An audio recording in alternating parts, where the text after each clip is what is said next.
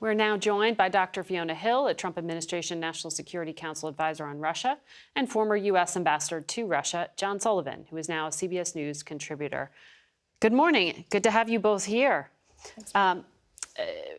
Fiona Hill, I'd love to talk to you first. Secretary Blinken admitted Russia's not isolated. It's getting support from China. It's getting support from Iran. So does that mean the West's main tool here, sanctions, are failing? Well, I think sanctions was never the only tool that we had. I mean, diplomacy as well as the military support for Ukraine. And I think, what we heard from Secretary Blinken and, the fact that he's just been at the Munich Security Conference underscores that we're going to have to really up our diplomatic game.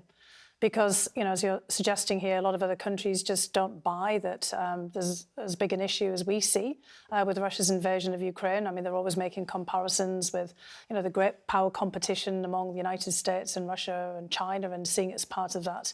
And I think, what Secretary Blinken and other members of the administration have been really striving to get across is that it's not part of that. So the United States isn't fighting over Ukraine for any kind of competition with China and with Russia. They're trying to help Ukraine liberate itself. That's the message that we have to get across. And frankly, if Russia gets away with a land grab in Ukraine, it makes the world unsafe for every country imaginable that has a territorial dispute, including, of course, all of the neighbours of China in the South China Seas and East Asia, and many other countries as well. India and China have a major dispute in the Himalayas, for example. And what we really have to do is to work with those middle powers, the countries in the UN General Assembly, to make that point that we're trying to help Ukraine liberate its territory from an unprovoked aggression. Ambassador, you heard from the Polish Prime Minister this concern that not just the blast radius from this conflict, but that there will be some pushing of it beyond borders, maybe not overt invasion, but destabilization. Sure. When you were in the administration, you left in September, there was talk about the surrounding countries also being targeted by Russia. Do you think that's underway now? Absolutely. I mean, we've seen the story earlier this week about a potential effort by the Russians to undermine the government in Moldova. We've seen overflights by Russian missiles that were attacking Ukraine that have gone over the territory of other countries that aren't parties to the conflict. But this is a long-standing concern by Poles, by Eastern Europeans that have always felt threatened by that colossus on their eastern border by Russia. Mm-hmm. They've always described it to me as, when I was deputy secretary, they felt that they were on the front lines against this imperialist Russian state. But this feels different. I mean, when you were here with us, last time you said, when you talked to Secretary Blinken, February 19th of last year, He asked you, how are you feeling? You said it feels like August 1939. Right. You just said the Polish Prime Minister invoked Hitler. Yes. So what happened on February 24th last year, Putin pushed all of his chips to the center of the table. He went all in. You'll recall before February 24th, there was speculation about, there'll be maybe a limited incursion into Ukraine.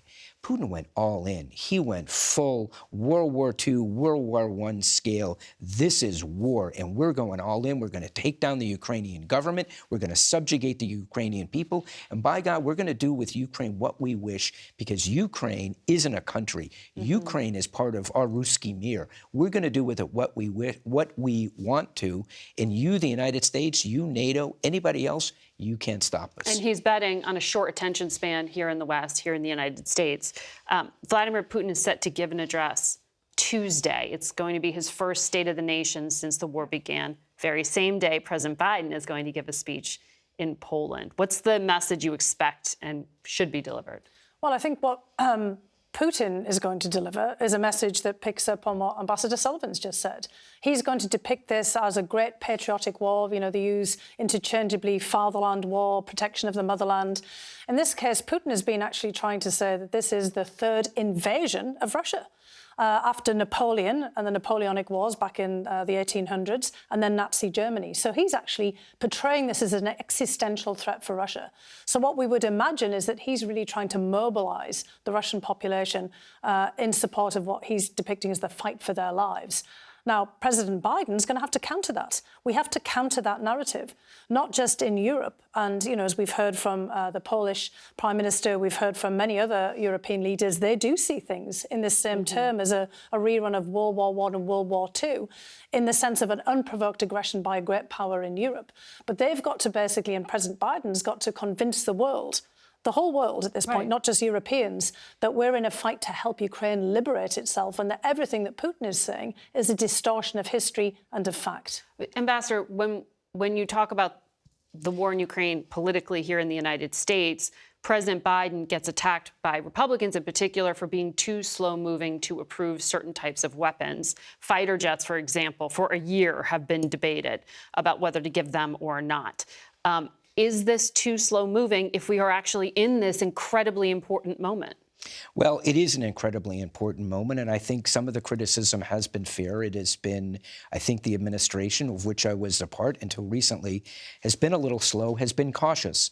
President Biden, the marching orders we got at the start of this conflict was he wanted to do everything we could to support Ukraine, but he didn't want a war with Russia. And that's the careful balancing act that the administration has been going through. But Not Vladimir easy judgment. Putin doesn't want a war with the United States either. Vladimir Putin says he's already at war with the United States. He says the reason that he invaded Ukraine is that Ukraine, put up to it by the United States, was going to invade Russia. Ukraine was going to develop nuclear weapons. The United States and Ukraine were developing bioweapons. The times that he will use the word war to discuss what's happening in Ukraine is when he says the West, the United States and all of its vassals, the word they use, is actually at war with Russia. When he talks about the special military operation, that's the response by Russia to the war that the United States is already waging through its Ukrainian proxies. As they say, the United States wants to fight against Russia to the last Ukrainian, and it's all made up. And those are the words you're going to be listening for on Tuesday. He's going to absolutely. Fiona's absolutely right. It's going to be rallying the Russian people to support the fatherland in this what he considers existential war that he's engaged in Ukraine. Dr. Hill, I mean, Ukraine's foreign minister said at Munich, the true end to the war will be when Russia's president comes to Kyiv, falls to his knees, and begs for forgiveness. That does not sound like Vladimir Putin.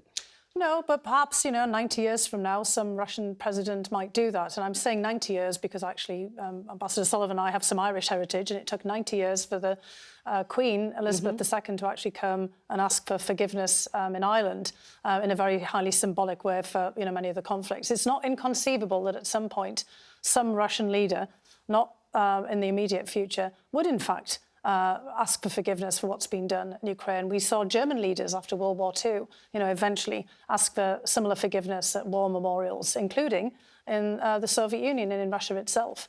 But it is true that when Russia drops as a country these imperial aims, that then this will finally be over, but it won't be anytime soon. Thank you. It's hard to believe we're a year into this conflict. We will be back in a moment.